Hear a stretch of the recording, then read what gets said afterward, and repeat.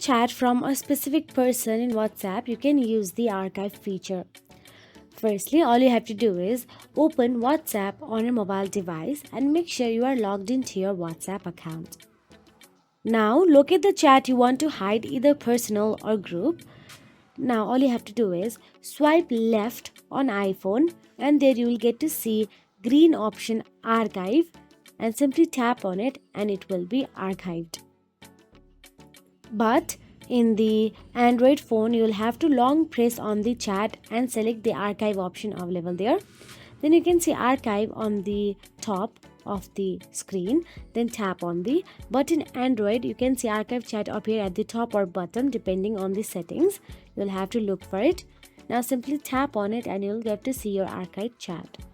This method effectively hides the chat without deleting it and allows you to check it later from the archived section. So that is it. If you found this video helpful, please like, share and subscribe, and thank you so much for watching.